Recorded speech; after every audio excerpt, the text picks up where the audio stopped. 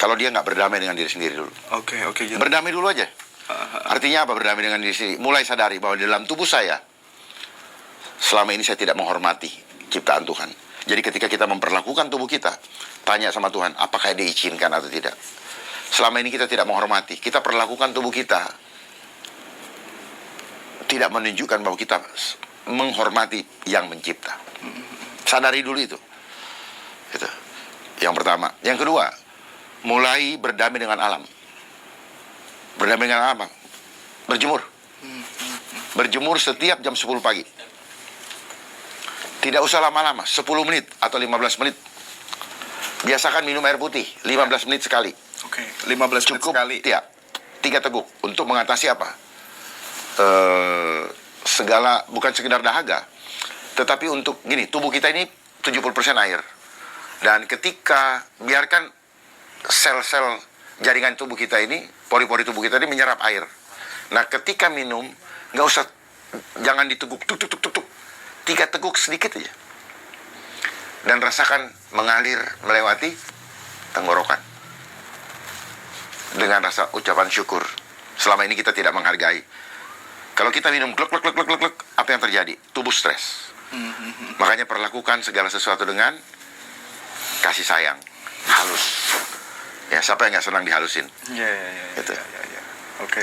Mulai itu, sadari itu, dan mulai tinggalkan, lepaskan hal-hal yang pertama, minta ampun juga dulu sama Tuhan. Minta ampun sama Tuhan.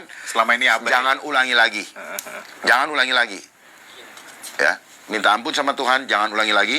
Dan yang ketiga, berani untuk menyatakan kebenaran, sampaikan kepada orang-orang. Itu yang terpenting. Selamatkan yang lain, jangan biarkan lain. Jangan, yang penting gua enggak. Itu egois. Ya, mulailah tinggalkan rasa hal-hal egois itu. Memang sistem menciptakan kita supaya egois. Gitu. Yang penting gue dan keluarga gue. Enggak. Korban yang paling mulia adalah ketika kita mau berkorban untuk sahabat-sahabat kita. Teman-teman tanya, pesan jenderal untuk kita yang takut karena diancam nggak mau vaksin lagi. Tadi saya sudah sampaikan itu, bangun komunitas. Itu ya, apa tuh namanya? Kampung aman tadi ya. Oh, kita kampung aman tuh sudah harus komplit. Nah, mulai sekarang segera.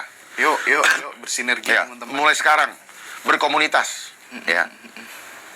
Karena apa? Tadi saya udah bilang, Satpol PP tidak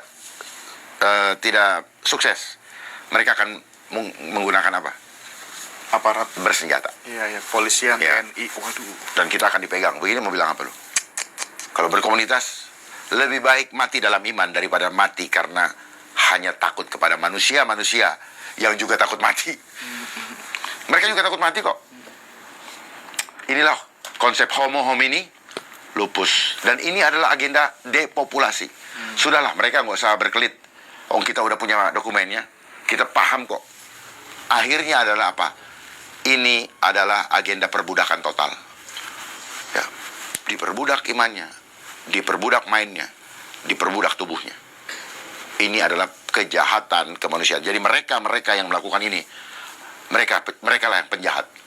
Tetapi sekarang karena masa post-truth dibalik, seolah-olah kita yang tidak mau diajak ikut jahat. Ini kan ikut menjalimi tubuh kita yang adalah milik Allah. Mereka nggak berhak.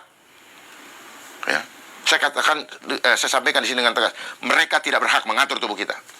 Nafas kita yang berikan Tuhan. Makanya saya bilang segera berdamai dengan Tuhan.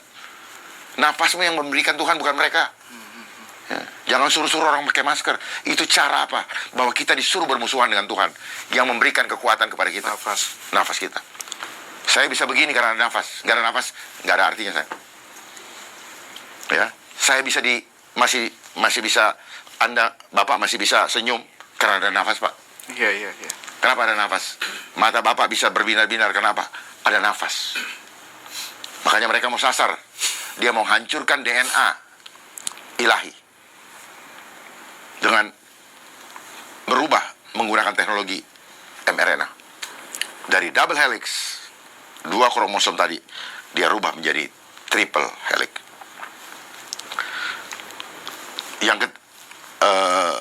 Unta yang ketiga itu apa? Justru dia mengintervensi. memotong. Prinsipnya Jenderal Dharma lebih baik terasingkan daripada menyerah pada kemunafikan gitu ya. Saya lebih baik diasingkan. Karena memang sudah seperti itu sejarahnya. Nabi Nuh, saya bukan bicara saya Nabi ya. Ya, Nabi Nuh menyampaikan, nggak ada yang percaya, betul? Begitu kejadian semua iya. semua yang tidak percaya jadi data. Bener-bener jadi data. Mau kita tunggu kita jadi data? Baru dipelajari sama generasi berikutnya, oh telah meninggal begini, terus akhirnya mereka takut. Padahal proses ini adalah proses cipta kondisi. Jadi jangan selalu percaya dengan data. Uji datanya. Challenge orang yang memberikan data. Dari mana lu dapat data? Data beneran, berdasarkan fakta beneran, atau fakta dikondisikan. Kondisikan. Contoh, ada orang mati. Pertanyaannya, mati dibunuh, mati terbunuh, atau dibunuh beneran mau dibunuh, terbunuh dibuat proses sehingga dia mati, ya kan? Atau mati karena beneran dipanggil Tuhan. Datanya sama, telah mati. Tinggal mau dimasukkan sebagai data mati apa. Dan kenapa mereka butuh angka? Supaya memberikan kesan bahwa ini dahsyat. Angka itu akan berkorelasi dengan apa? Dengan keluarnya anggaran. Makanya mereka selalu main angka. Angka. Dari dulu saya mempersoalkan angka. Makanya kita selalu menghitung Tuhan dengan angka. Mau tes ke laboratorium, angka. Terus udah itu dikasih angka, kita bodohnya kita bayar pakai angka. Pulang-pulang ke rumah, angka itu mempengaruhi sistem kepercayaan kita. Makanya belief system orang yang tidak percaya Tuhan itu dia selalu diukur dengan angka. Karena dari sekolah kita diajar angka adalah lambang kesuksesan. Sekarang angka menakutkan. Dulu dibilang positif bagus, sekarang dibilang positif takut. Ada pertanyaan lagi, Jenderal? Apa? Pak Komjen, ceritain soal rencana Smart City, Pak. Apakah kamera CCTV di jalanan itu bagian dari kontrol